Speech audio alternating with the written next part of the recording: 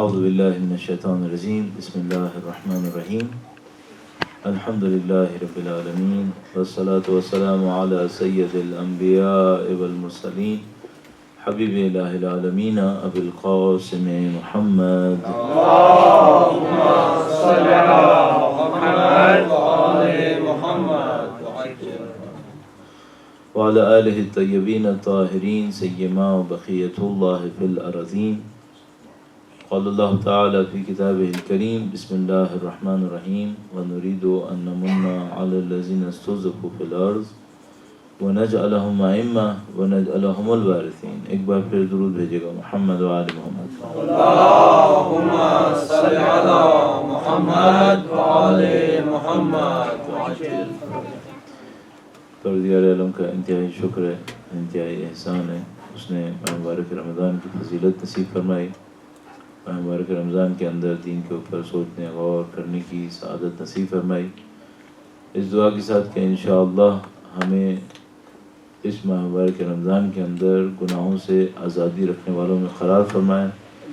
انشاءاللہ جو مختصر اطاعتیں عبادتیں ہم نے اللہ کے لیے انجام دی ہیں، خدا اپنی بارگاہ میں ان عبادتوں کو قبول فرمائے انشاءاللہ.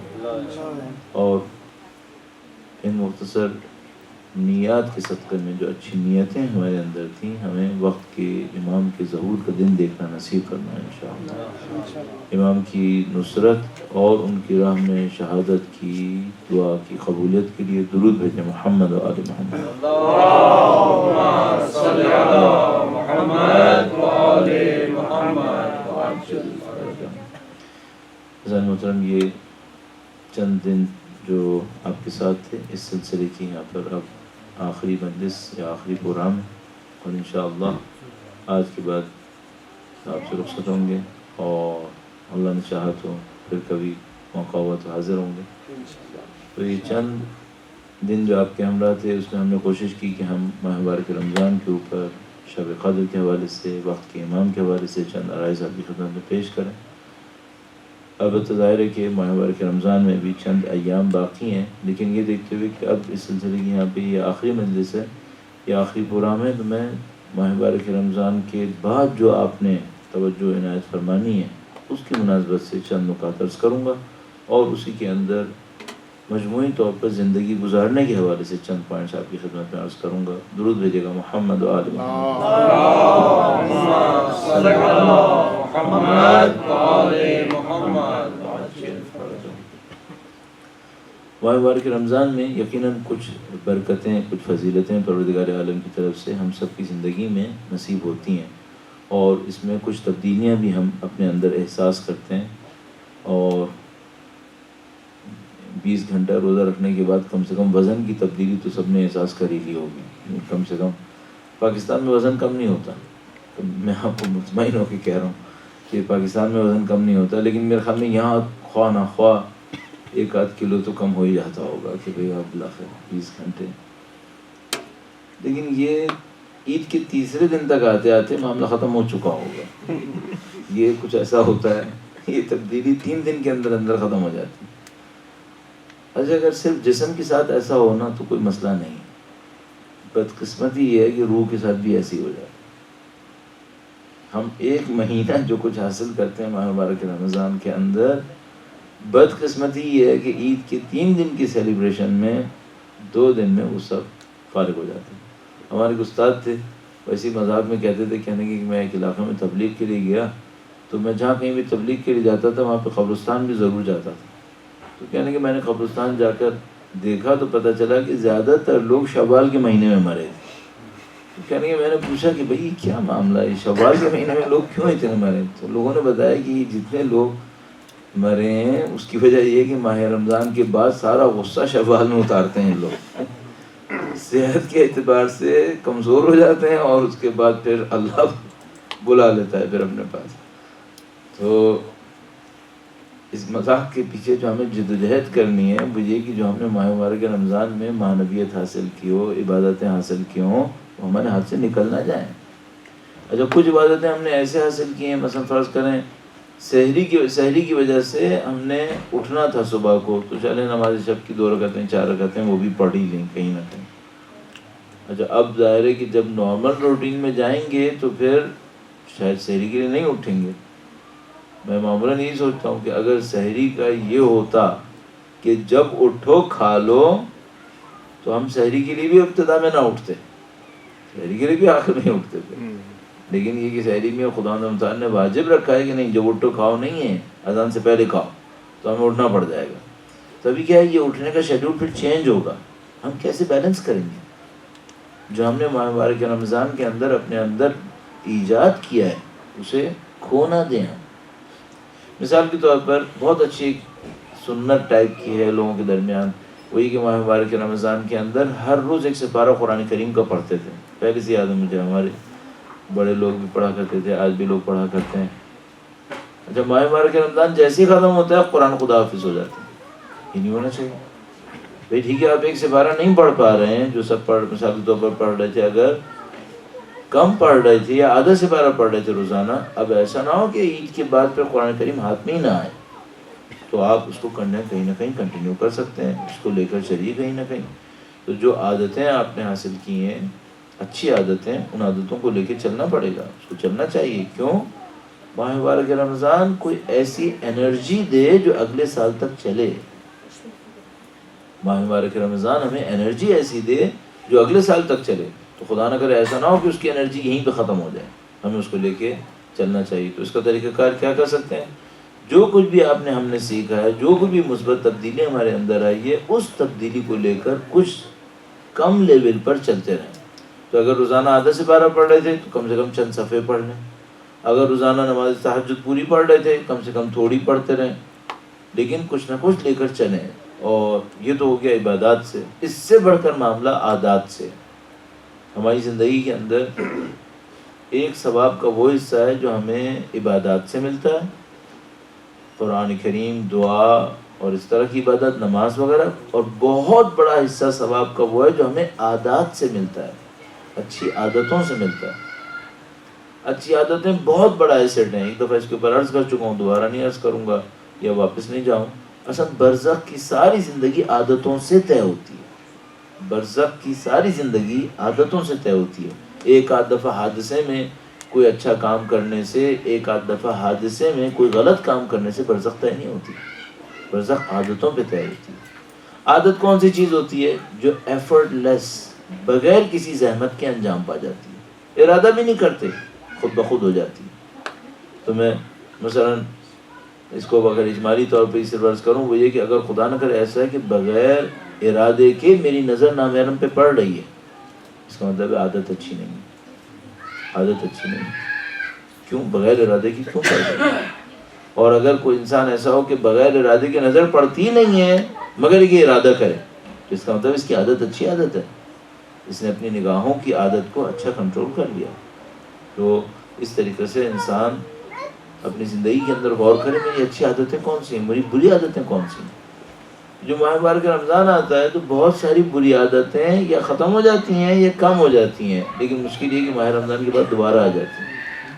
اس کو ہم نے کسی طریقے سے کنٹرول کرنا ہوگا کہ بھئی میری بری عادتیں جو میں نے مقابلہ کر لی تھیں, وہ بری عادتیں ایسا نہ ہو ماہ مبارک رمضان کے جانے کے فوراً بعد وہ بری عادتیں میرے پاس دوبارہ واپس آ جائیں. مجھے اس پہ لڑنا ہے.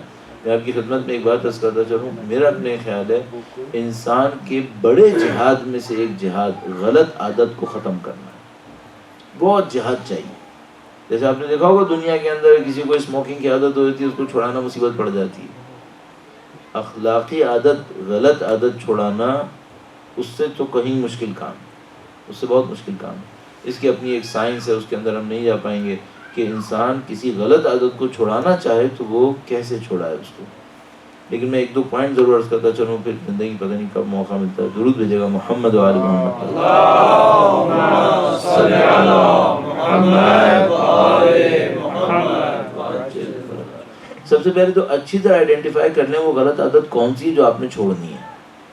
غلط عادت کون سی ہے جو چھوڑنی ہے. میں غلط عادتیں کہنا بھی شاید اچھا نہیں ہوگا کہ انسان یہاں بیٹھ کے غلط عادتیں بیان کرے, لیکن کیا کیا ہو سکتی ہیں. مثلا ایک غلط عادت ہو سکتی ہے کہ ایک آدمی ٹیلی ویژن کے اوپر چیزیں دیکھنے میں محتاط نہیں ہے. مجھے اپنا پرانے زمانے کا, کالج کے زمانے کا ایک دوست یاد ہے. بہت اچھا آدمی ہے, دل کا بھی بہت اچھا ہے. مجھے آگے کہنے لگا میرے ساتھ ایک خرابی ہے, ہر رات سونے سے پہلے آدھا پونا گھنٹہ مجھے ٹی وی کے اوپر غلط چیزیں دیکھنی ہوتی ہیں. میں بھائی کیا عادت ہے تمہارے گھر والوں کا ریئیکشن کیا ہے؟ کہنے لگا میری بیوی عاجز آ گئی.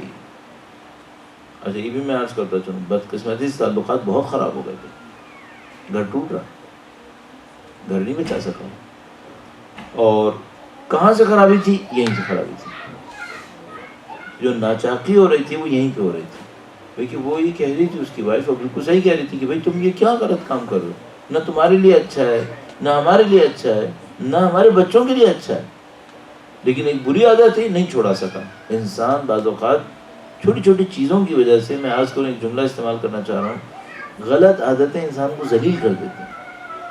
کیوں؟ بلا ارادہ ہو جاتی ہیں, بلا ارادہ ہو جاتی ہے تو انسان ذلیل ہو جاتا ہے بعض اوقات غلط عادت کے ہاتھوں. اب اس سے پہلے کہ خدا نہ کرے نعوذ باللہ تعالیٰ کوئی غلط عادت مجھے معاشرے میں ذلیل کرائے, بھائی میں اپنے آپ کو کنٹرول نہ کروں. اس سے پہلے کہ معاشرے میں میرے اوپر کوئی بات آئے کہ تمہارے اندر یہ چیز ہے, تمہارے اندر وہ چیز ہے, میں اپنے آپ کو کنٹرول کر لوں اور اپنی اس غلط عادت کا مقابلہ کر لوں. تو عزیزان محترم, ایک کام جو میں اور آپ فوراً کرنا چاہیے مجھے اور آپ کو ماہ مبارک رمضان کے آخری ایام میں, وہی کہ اپنی غلط عادت کو پوائنٹ آؤٹ کریں اور اس غلط عادت کے اوپر انویسٹ کریں اپنے ٹائم اور ریسورسز کو کہ مجھے اس کو ختم کرنا ہے. یہی کہ آپ نے آئیڈینٹیفائی کر لیا کہ یہ میری عادت غلط ہے, شناخت حاصل کر لی, یہ بہت بڑا مرحلہ ہے, بہت بڑا مرحلہ ہے. اس کے بعد اگلا ہے لڑنے کا. لڑنے کا کیا کیا جائے؟ ایک بات تو یہ کہ میں اس طرح سوچتا ہوں, اپنی غلط عادت کا مقابلہ عبادتوں سے کریں. جیسے آپ دیکھیں میں نے وہ اپنی غلط عادت دوبارہ کی ہے, اپنے لیے طے کریں کہ مثلا میں 50 دفعہ استغفار کروں گا اگر میں نے یہ کام دوبارہ کیا. مثلا اس دوست کو میں نے کہا کہ تم اس طرح سے کر لو کہ اگر یہ کام میں نے کیا تو میں اگلے دن صبح مثال کے طور پر میں نے ایسے اس کو کہا کہ مثلا میں فلاں زیارت معافی مانگنے کے لیے کروں گا, فلاں زیارت پڑھوں گا معافی مانگنے کے لیے, یا فلاں قرآن کریم کی سورہ پڑھوں گا اللہ سے معافی مانگنے کے لیے, تاکہ میں یہ کام دوبارہ نہ کروں. لیکن صرف مشکل یہ ہے کہ آپ کو ایک ارادہ چاہیے کہ مجھے خدا کی طرف بڑھنا ہے. بہت اچھا ہے انسان اس بات کو سوچے کسی غلط عادت کا مقابلہ کرنے کے لیے کہ اگر اس غلط عادت کی وجہ سے خدا مجھ سے مستقل ناراض ہو گیا, اس نے میری ہدایت کو چھوڑ دیا, پھر کیا ہوگا؟ ایک دعا بہت نفیس دعا ہے, ربنا لا تکلنا الی انفسنا طرفۃ عین ابدا. اے خدایا ایک لمحے کے لیے مجھے میرے حال پہ نہ چھوڑ. مجھے میرے حال پہ نہ چھوڑ کیا مطلب؟ یعنی کوئی بندہ ایسا ہوتا ہے جس سے خدا ناراض ہو جاتا ہے اور کہتا ہے تم جاؤ اب جو جیسے ہو تم خود, میں تمہاری پرواہ نہیں کرتا. یہ ایسا نہیں ہونا چاہیے. قرآن کریم میں ارشاد فرماتا ہے لا یعبأ بکم ربی لولا دعاؤکم, اگر تمہاری دعائیں نہ ہوں نا تو خدا تم پہ کوئی پرواہ بھی نہیں کرے گا. تو میں بری عادت کا مقابلہ کرنے کے لیے کیا کروں؟ اللہ سے گڑ گڑاؤں, اللہ کے حضور التجا کروں. اور بری عادت کوئی بھی ہو سکتی ہے, میں نے ایک عرض کر دی, زبان کی بھی ہو سکتی ہے, آنکھوں کی بھی ہو سکتی ہے. مثلا خدا نہ کرے نعوذ باللہ کوئی کہتا ہے کہ بھائی میں نماز فجر نہیں پڑھ پاتا, یہ میری بری عادت ہے, میں کیا کروں اس کے لیے؟ اس کے بھی ایسے طریقے ہو سکتے ہیں. جب اٹھے فوراً فجر پڑھیں. آج کل تو کوئی قضا شاید نہ کرے اس وجہ سے کہ اس کو کھانے کے لیے تو کم سے کم اٹھنا ہی پڑے گا سحری کے اندر, تو وہ اس کی وجہ سے قضا نہیں کرے گا. لیکن یہ کہ بعد میں ہو سکتا ہے تو وہ کیا کرے گا, جیسے ہی اٹھے گا پڑھے گا اور کوئی سزا بھی رکھے اپنے لیے. ایسا ہے محترم, لب لباب کیا ہے؟ محنت کرنی ہے. زندگی میں چھوٹے چھوٹے ہدف بھی بغیر محنت کے حاصل نہیں ہوتے.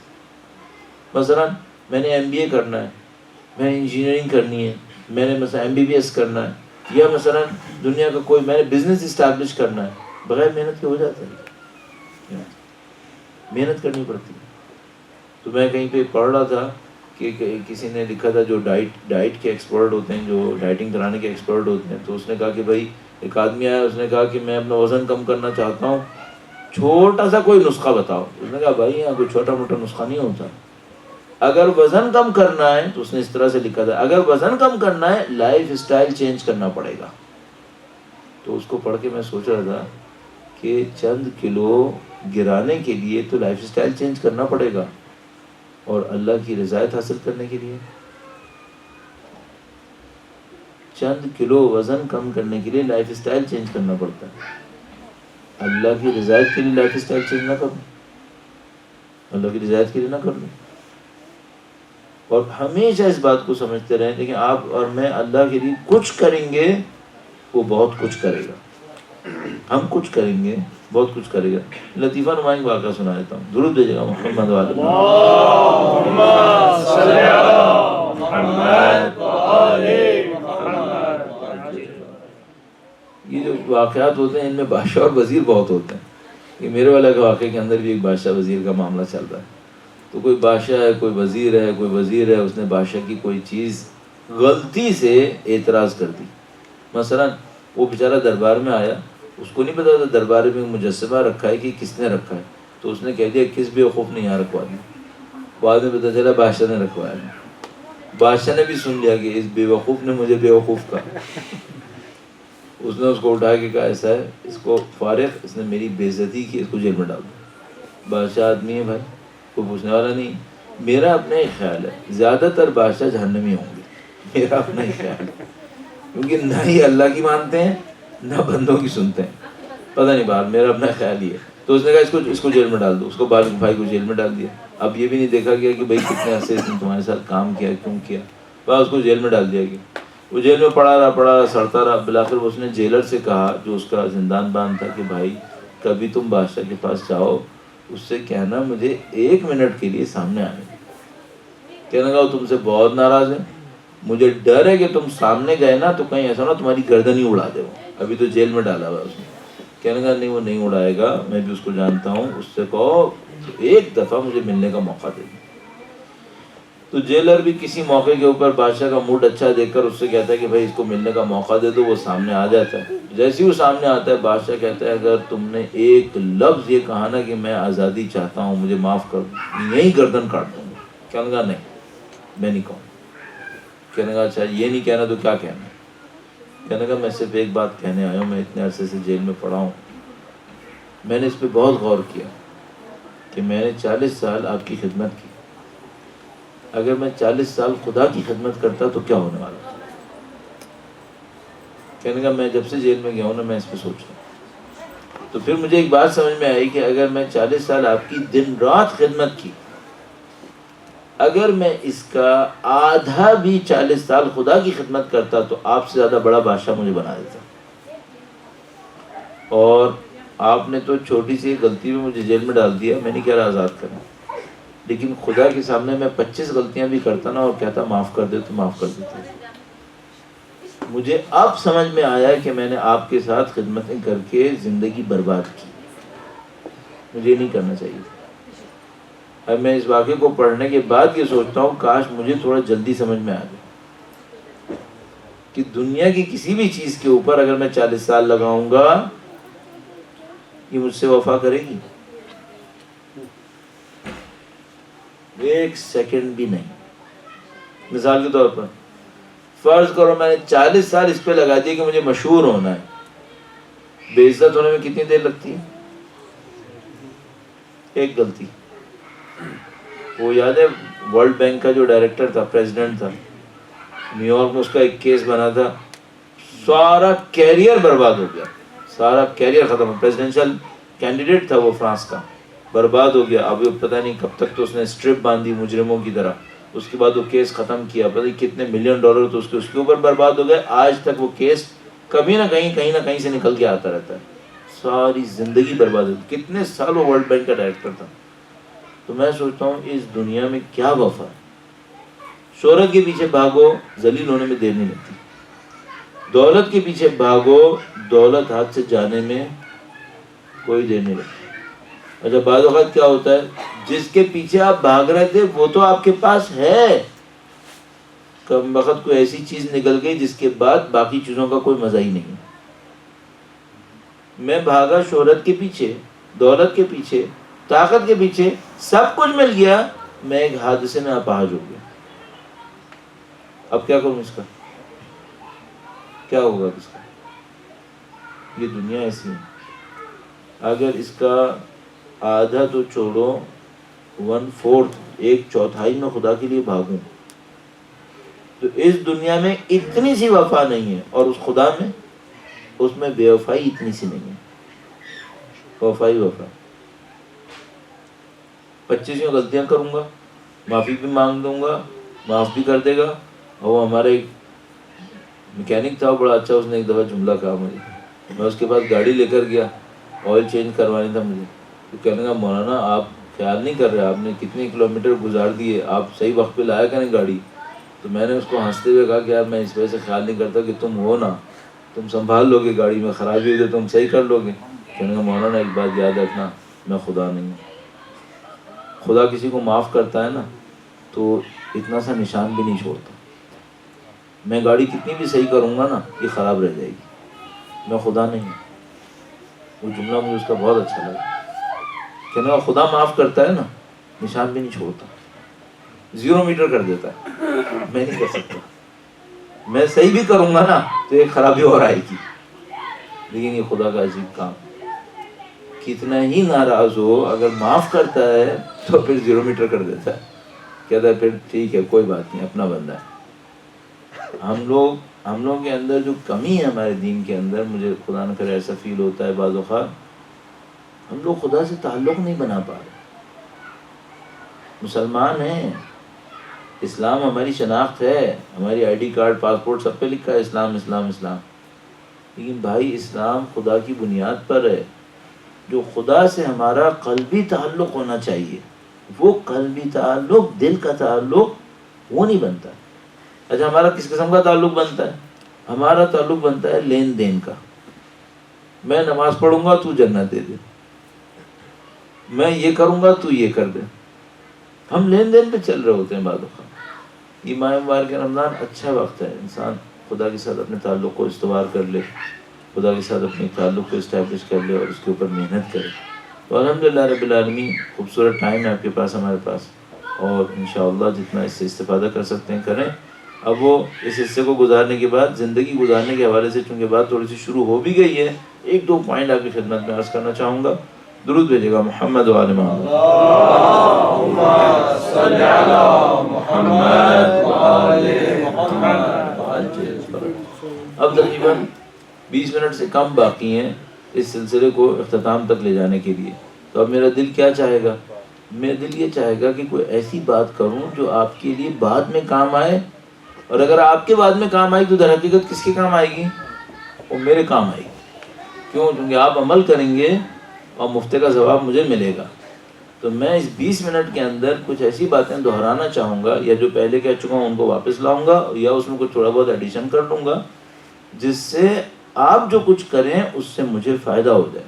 اور مجھے یوں لگتا ہے، مجھے بالکل ایسا لگتا ہے کہ یہ جو میں کہہ رہا ہوں اور آپ کریں گے اور مجھے فائدہ ہوگا، یہ بزنس ہے. مجھے لگتا ہے بزنس ہے. کیوں؟ میں انویسٹمنٹ کر رہا ہوں، بعد میں اس کا ریٹرن لوں گا، بعد میں اس کا مجھے ریٹرن ملے گا. تو یہ انویسٹمنٹ بڑا اچھا انویسٹمنٹ ہے کہ اس سے ریٹرن آپ کو پتہ نہیں کہاں سے ملتا رہتا ہے، اور یہ اللہ جانتا ہے کہ وہ کیسے پہنچاتا ہے ہم تک. اچھی زندگی کیسے گزاریں، اچھی زندگی کیسے گزاریں. دیکھیے ظاہر ہے کہ مجھ سے زیادہ عمر والے لوگ بیٹھے ہیں یہاں پر، لیکن میری عمر 50 سال کے قریب آ رہی ہے، اور مجھے یہ بات سمجھ میں آئی ہے کہ ہم لوگ زندگی میں تبدیل ہوتے رہتے ہیں. جو میں نے شاید ایک دفعہ آپ کی خدمت میں عرض کیا تھا، 5 سال میں کچھ ہوتے ہیں، 10 سال میں کچھ ہوتے ہیں، 15 سال میں کچھ اور مانگتے ہیں، 20 سال میں کچھ اور مانگتے ہیں، 30 سال تک پہنچتے پہنچتے کچھ اور مانگتے ہیں. تو ابھی میں 50 سال میں آ رہا ہوں، میں کچھ اور چیزیں مانگوں گا. مجھے ایک بات سمجھ میں آئی ہے، کوئی ایسی چیز ہے جو مجھے ضرور چاہیے، اس کے بغیر زندگی نہیں گزر سکتی. کون سی چیز ایسی ہو سکتی ہے؟ تو مثلا ممکن ہے کوئی یہ کہے کہ بھائی مجھے پیسہ چاہیے. چلو ٹھیک ہے، پیسہ چاہیے، یقینی بات ہے. کتنا چاہیے؟ تو ممکن ہے کوئی آدمی کہے بہت زیادہ چاہیے، ممکن ہے کوئی کہے کم چاہیے. تو میں نے 2-3 چیزیں اپنی زندگی میں بنائی کہ بھائی مجھے زندگی میں یہ چاہیے، اور ان سب کے پیچھے اصل میں یہ چاہیے. تو میں اصل والے کو پہلے کہہ دیتا ہوں، اصل میں ہمیں کیا چاہیے. مجھے یہ سمجھ میں آیا ہے، پیسے کے پیچھے، احترام کے پیچھے، حتیٰ بیوی بچوں کے پیچھے جو اصلی ترین چیز انسان کو چاہیے وہ سکون، اطمینان. بھائی بیوی بچوں کے پیچھے، حتیٰ لذات کے پیچھے، جو لذتیں لیتا ہے انسان اس کے پیچھے کیا چاہیے؟ اس کے پیچھے بھی سکون چاہیے. اگر کوئی لذت ہو جو سکون نہ دے تو اس لذت کا کیا فائدہ ہوگا؟ لذت کے پیچھے بھی سکون چاہیے. تو ہمیں جو اصلی ترین چیز چاہیے، دولت کے پیچھے، احترام کے پیچھے، کیریئر، لذتیں، ان سب کے پیچھے اصل میں کیا چاہیے؟ سکون چاہیے، اطمینان چاہیے. عجیب بات ہے کہ خدا ہم سے کہہ رہے الا بذکر اللہ تطمئن القلوب. آگاہ رہو کہ دلوں کو اطمینان تو بس اللہ کی یاد سے ہوگا. اب یہ میں اس کو ختم نہیں کرنا چاہ رہا اس بات کے اوپر کہ ذکر خدا سے اطمینان ہوگا. ٹھیک ہے، مجھے ممکن ہے کوئی مجھ سے کہے کہ بھائی میں کہتا ہوں سبحان اللہ سبحان اللہ، مجھے اطمینان نہیں ہوتا. ممکن ہے کوئی کہے، اور شاید صحیح بھی کہہ رہا ہوگا ایک لحاظ سے. یہ سکون کیسے نصیب ہوتا ہے؟ میرے پاس جو کوشچن ہے، مثلا میں نے عرض کیا میں 50 سال کا ہونے والا ہوں، اور مجھے طے کرنا ہے کہ بھائی سکون کیسے حاصل ہوتا ہے. کیوں ایسا نہ ہو میں بلا وجہ میں الٹی سیدھی چیزوں کے پیچھے اپنا باقی وقت ضائع کر دوں، پھر بعد میں جب مجھے سکون کی ضرورت ہو وہ ہی نہیں میرے پاس. تو مجھے 2-3 باتیں سمجھ میں آتی ہیں. سب سے امپورٹنٹ جو مجھے سمجھ میں آیا ابھی تک، سکون نصیب ہوتا ہے فتح کے احساس سے، کامیابی کے احساس سے. اگر کامیابی کا احساس نہ ہو تو سکون نہیں ہوتا. مثلا فرض کریں میں دنیا کی مہنگی ترین گاڑی میں بیٹھ گیا لیکن کامیابی کا احساس نہیں ہے. ابھی یہ ہے کہ اس سے بہتر ہو سکتا ہے، سکون نہیں آئے گا. اور میں دنیا کی خراب ترین گاڑی میں بیٹھوں اور مجھے لگے کہ میں کامیاب ہو گیا، تو پھر سب سے اچھی چیز کامیابی کا احساس ہے. اب پھر میں فلیش بیک کروں گا، مولانا فرمایا فزت برب الکعبہ، کامیاب ہو گیا. یہ جو کامیابی کا احساس ہے نا، یہ بہت امپورٹنٹ ہے.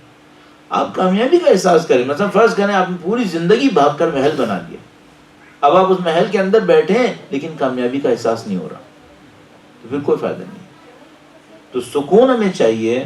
سکون آتا ہے کامیابی کے احساس سے. کامیابی کا احساس کیسے آتا ہے؟ کامیابی کا احساس کیسے آتا ہے؟ اب اس میں ایک لمبی ڈسکشن ہے جس کو میں شارٹ کروں گا پوائنٹس کی طرف لانے کی خاطر. نمبر 1، مجھے جو سمجھ میں آتا ہے میں آپ کی خدمت میں عرض کروں گا. درود بھیجے گا محمد و آل محمد.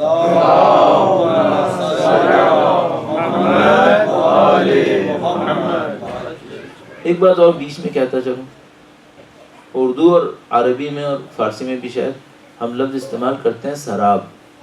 سراب کا مطلب کیا ہوتا ہے؟ جس کو انسان سمجھ رہا ہوتا ہے کہ کچھ ہے، اصل میں ہوتا نہیں. جیسے صحرا کے اندر لگتا ہے پانی ہے، وہ پانی ہوتا نہیں ہے. آپ ہمیشہ زندگی میں کوشش کیجیے گا سراب کے پیچھے بھاگ رہے ہیں یا حقیقت کے پیچھے، اسے ڈسٹنگوش کرتے رہیے. کون سی چیزیں وہ ہیں جو دھوکے میں نظر آ رہی ہیں، یہ ہے نہیں، اور کون سی چیزیں وہ ہیں جو اصل میں ہیں. دنیا کی زیادہ تر چیزیں دھوکے میں، یہ مطمئن رہیے گا. اچھا میں واپس آتا ہوں. کامیابی کا احساس امپورٹنٹ ہے. کامیابی کا احساس کیسے آتا ہے؟ کن چیزوں سے کامیابی کا احساس پائیدار آتا ہے؟ ایک بات.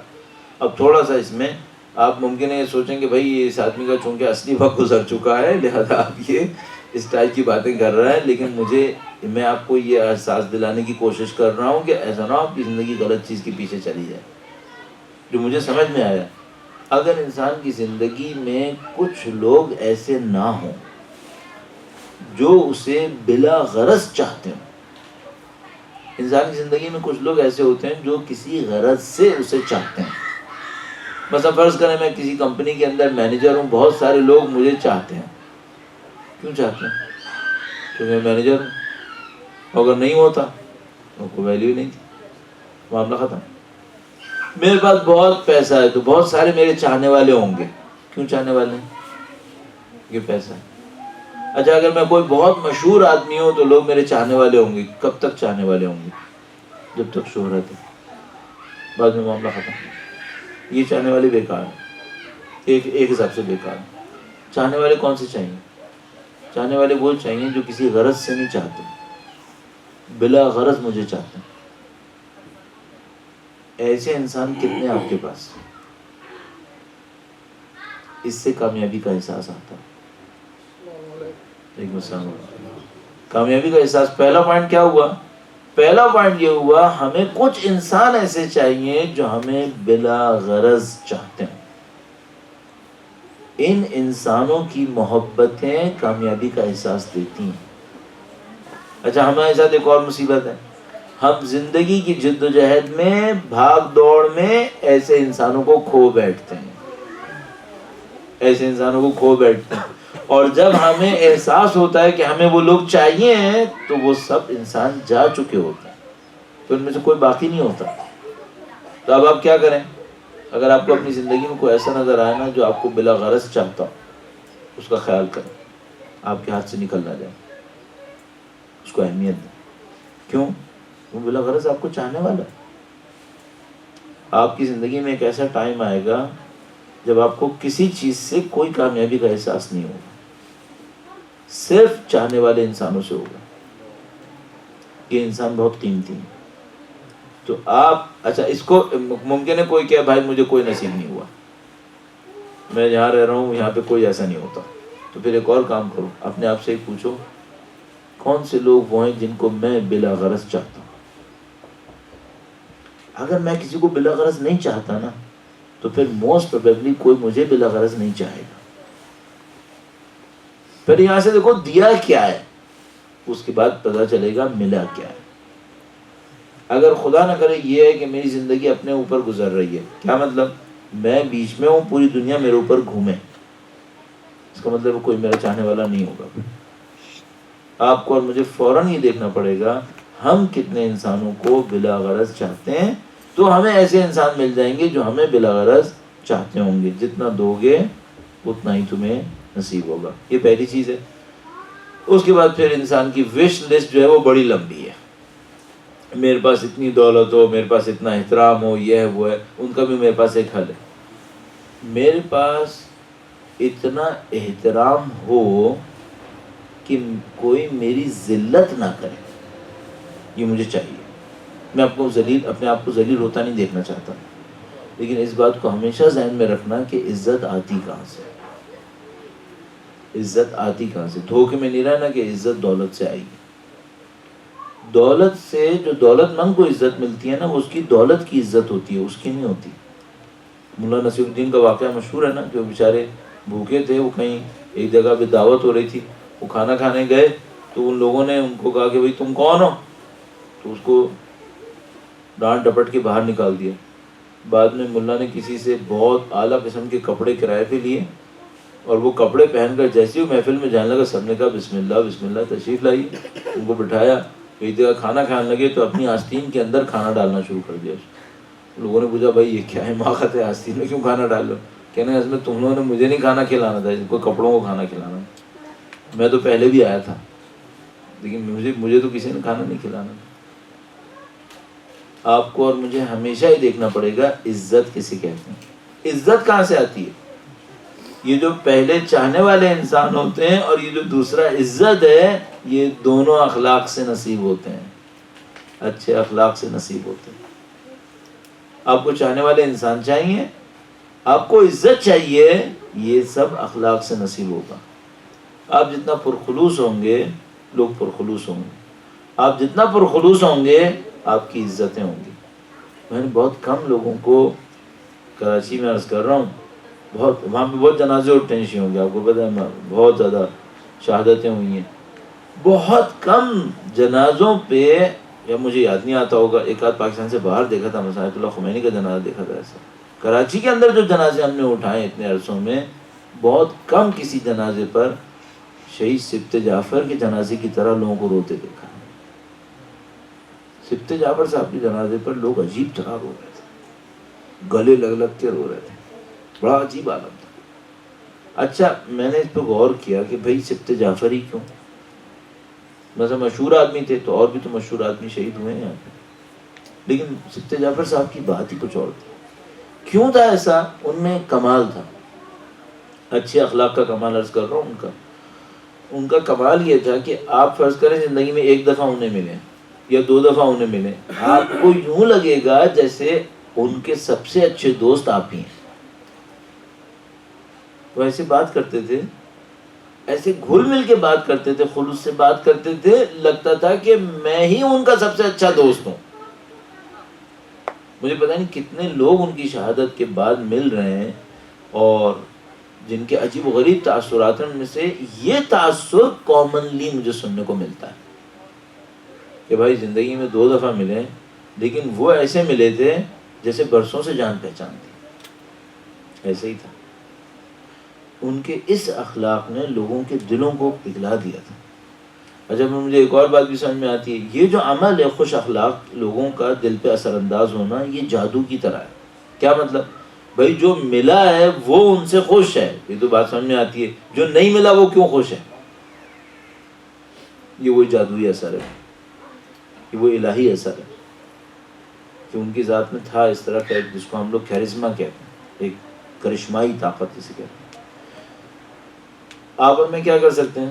پرخلوص ہو جائیں. پرخلوص ہونے کا مطلب کیا ہوتا ہے؟ کسی کا برا مت چاہیں، کسی کے خلاف پلاننگ مت کریں.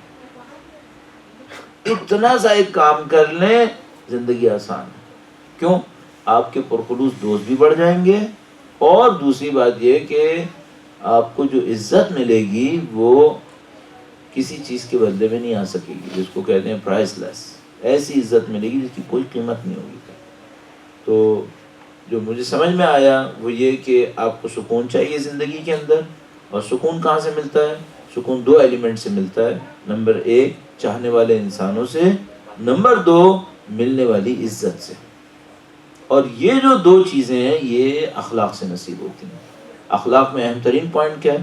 پرخلوص رہو، کسی کا برا مت چاہو. میں اللہ کے نبی کی ایک روایت آپ کی خدمت میں عرض کروں گا اور ہم اختتام تک پہنچ رہے ہیں. درود بھیجے گا محمد و آل محمد. اللہم صلی علی محمد و آل محمد. ہمارے قاری محترم تشریف لائیں، ان کی صحت و سلامتی کے لیے درود بھیجیں محمد و آل محمد. اللہم صلی علی محمد و آل محمد.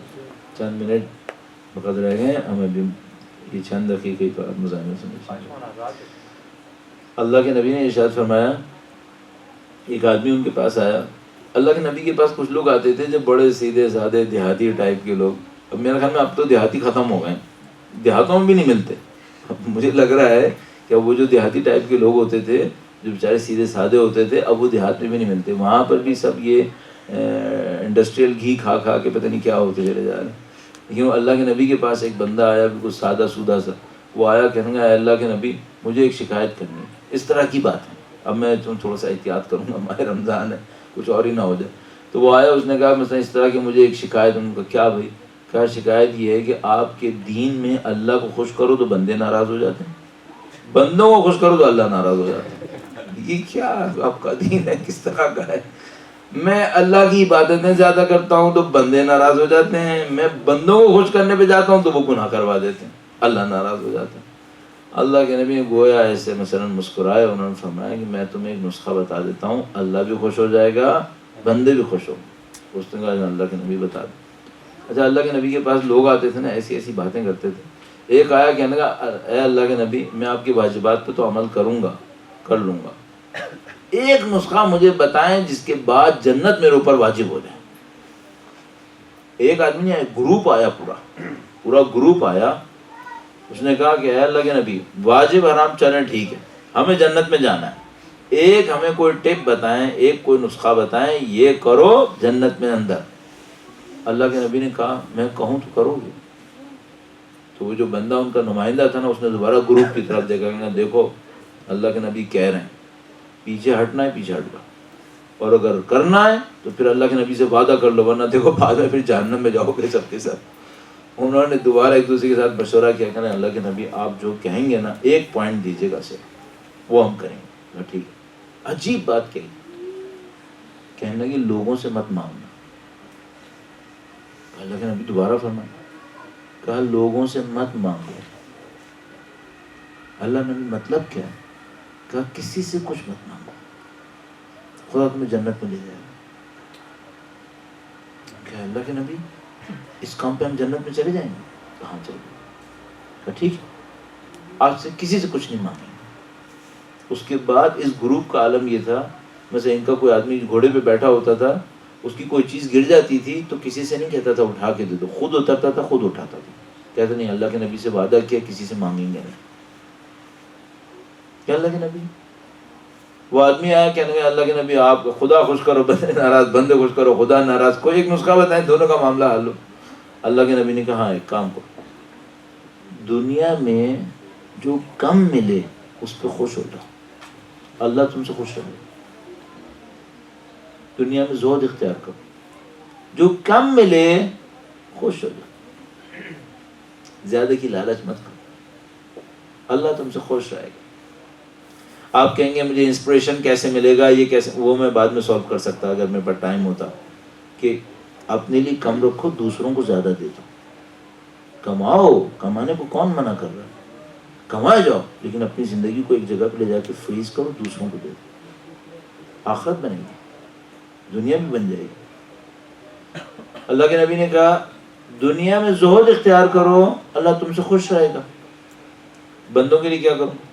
عجیب نسخہ دیا. کہا جو کسی کے ہاتھ میں ہے نا اس پہ نظر مت ڈالو. وَازْهَدْ مَا فِي أَيْدِ النَّاسِ يُحِبُّكَ النَّاسِ، جو لوگوں کے ہاتھ میں ہے اسے مت دیکھو، اس کی طرف نظر مت ڈالو، لوگ تم سے خوش رہیں گے. بھائی لوگ کس سے اپنے آپ کو خطرہ فیل کرتے ہیں؟ وہ دیکھتا ہے میرے پاس یہ چیز ہے، یہ مجھ سے یہ لے لے گا، یہاں سے ساری جنگ شروع ہو جاتی ہے. آپ جہاں کہیں جائیں جس کسی سے ملیں اس کے سامنے ایسے رہیں کہ بھائی تمہاری کوئی چیز مجھے نہیں چاہیے. آپ کی دوستیاں بہت زیادہ ہیں تو مسئلہ ہی نہیں ہے. دو نسخے اللہ کے نبی نے دیے. جو دنیا ہے اس میں کم پہ قناعت کر لو، زہد اختیار کر لو، اللہ تم سے خوش رہے گا. جو بندوں کے ہاتھ میں اس کو مت دیکھو، بندے تم سے خوش رہیں گے. میں نے آپ کی خدمت میں عرض کیا خوش اخلاقی دکھاؤ، دل کے مخلص بن جاؤ. کسی کے ساتھ ill فیلنگ جس کو ہم لوگ کہتے ہیں نا، برے احساسات وہ مت رکھو، مخلص رہو. اندر سے اتنے صاف کر لو کہ اندر کو دکھانے میں کوئی مشکل نہ ہو. آپ کی زندگی آسان ہے، آپ زندگی خوش گزاریں گے. یہ چند عرائض تھے جو آپ کی خدمت میں پیش کیے.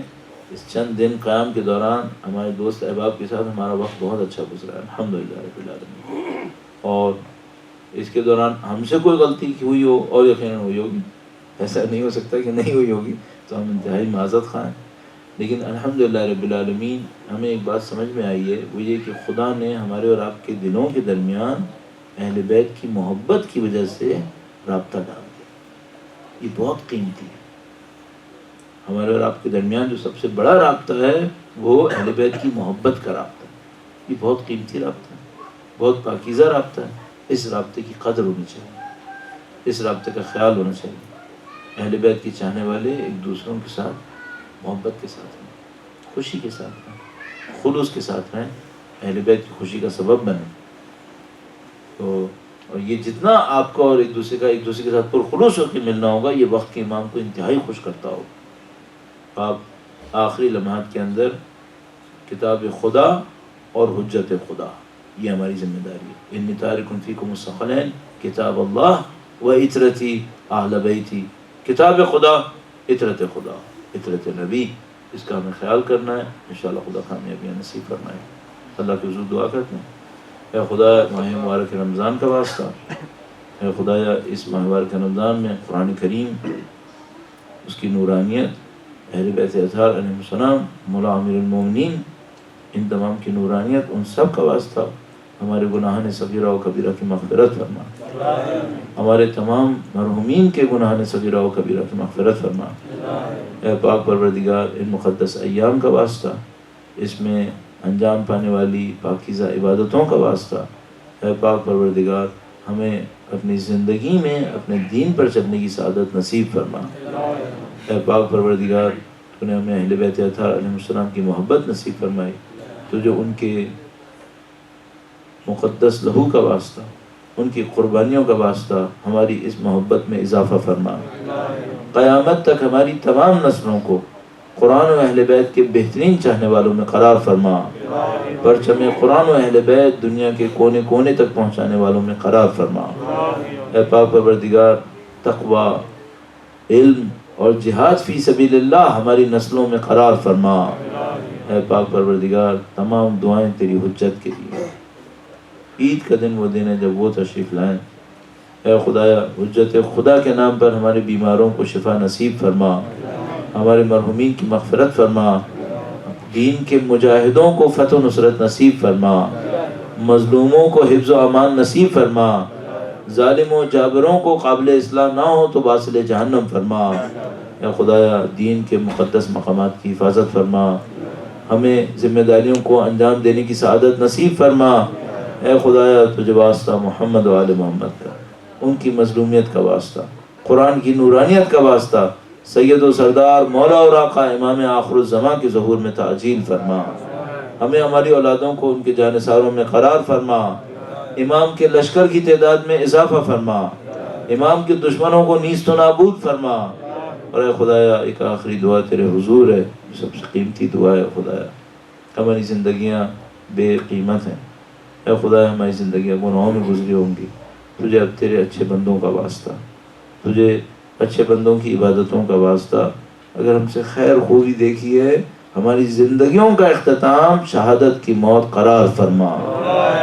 ربنا تقبل منا انك انت السميع العليم بجاه محمد وآله الطاهرين۔